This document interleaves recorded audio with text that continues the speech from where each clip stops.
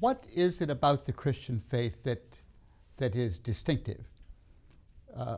If you speak with a Hindu or a Buddhist or a Confucianist, they will in all likelihood say there are things about the Christian faith that are distinctive, that are unusual, that you don't find in Hinduism, for example. What are those things? Some years ago, I read a book by Hans Küng,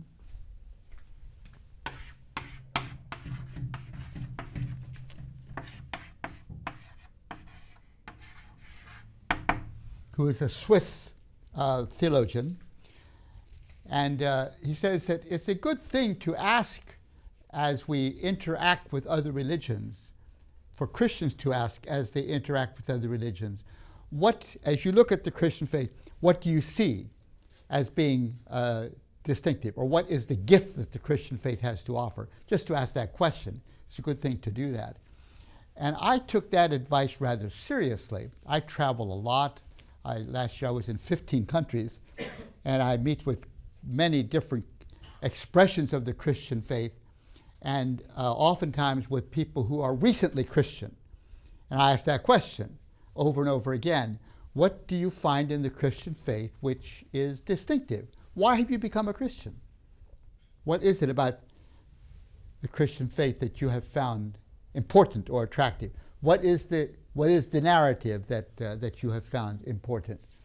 It'd be an interesting question to ask Wakuru and Nyakitumu that we talked about in our last session. What did they find in the Christian faith which was so important that they were ready to move against many of their tribal practices and even challenge the authority of their parents in matters like marriage? What was it that they found in Jesus, that they found in the Christian faith, that led them to go to all those risks and challenges and difficulties and persecution for Wakuru? What did they find in the Christian faith that was important? So I'm going to just linger with that question now for the next several sessions, looking at answers that I get to that question in my travels. And first of all is the Bible. It's the most obvious response is the Bible. There is nothing like the Bible around anywhere. Some years ago, when I lived in Somalia, a student, I think his name was Ibrahim as I recall, came to my office at night and he asked me if I could please give him a Bible.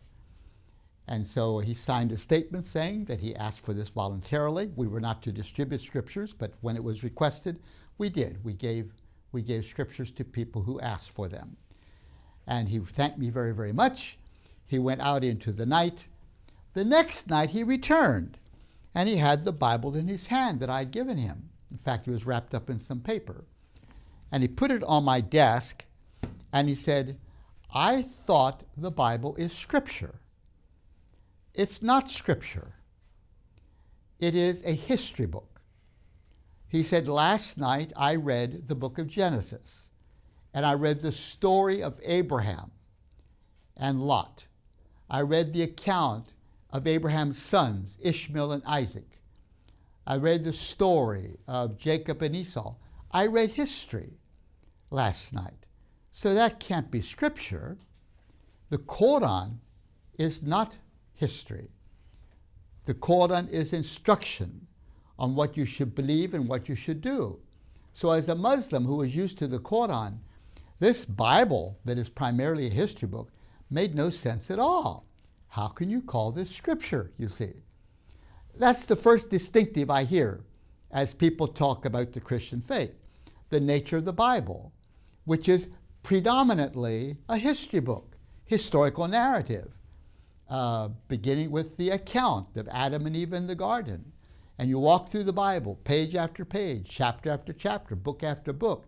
Very much of it is historical narrative. It's distinctive. No other scripture is like that. The Quran, as I said, is instruction. The Hindu scriptures are philosophical. The Sikh scriptures are meditation.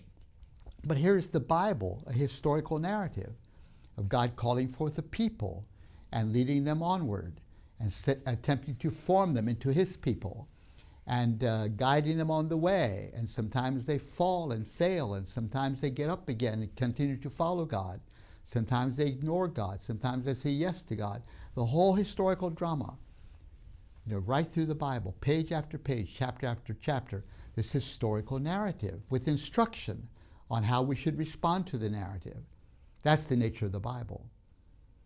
So the Bible is distinctive scripture. It's one of the key reasons why people become Christian. That's what I hear them say all over the world in my travels. It's the Bible. The Bible. It's amazing. An acquaintance of mine, Leslie Newbegin, who spent some 40 years in India, he's now in heaven. He died several years ago. He would say sometimes that when he arrived in India, he, as a young missionary, many, many years ago, he met an Indian Swami, a very wise Brahmin priest. And this Brahmin priest said, "You Christians have done a tremendous disservice to India. You came here announcing that you are bringing a new religion. The Christian faith is not a religion," he said. "India is full of religion. It has too much religion. So you just said you're bringing even another one now. That is not true." He said, "As I read the Bible, it is not a religion. It is rather a historical narrative which reveals the meaning of life and human destiny. That's not religious stuff as Hindus think of it. It is rather a unique and completely revolutionary way of looking at history and the meaning of history and our place in history. You should have introduced the Christian faith as a historical narrative, a story of human destiny, a story of human history and the meaning of it all. That's what the Bible's all about. It's not about religion. First of all is the Bible. And secondly, as people look at the Christian faith, is exactly what the Hindu Brahmin said, that the Bible is unique also in this, that it is not the introduction of yet another religion. It is rather very critical of religions, I would say. The Bible is a revelation concerning the meaning of history and our destiny and God's grand plan for us. So the Bible is generally very critical of religion, and certainly asserts very emphatically that religion does not lead us to God. It's God who leads us to God. It is God coming down to reveal himself to us. It's not our religious enterprise that somehow opens our minds to the truth. The Bible is extremely skeptical about religion.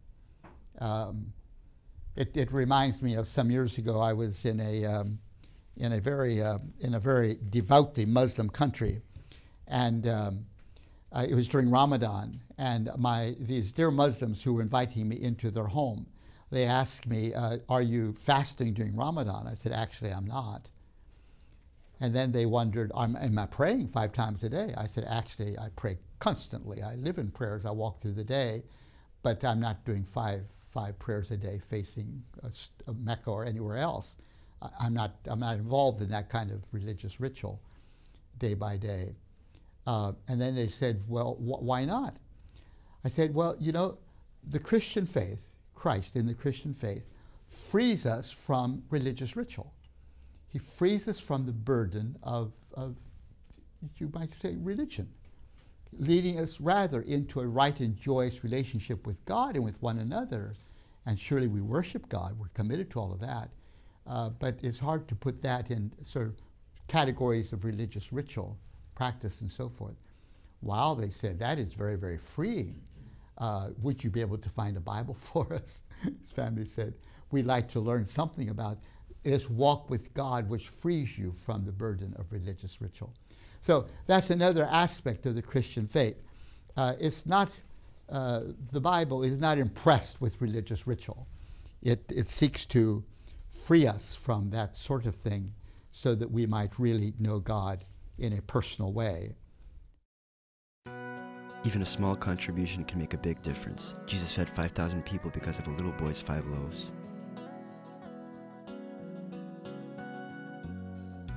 Regardless of the amount, your contribution is very important and greatly appreciated. Visit us at tvsseminary.com.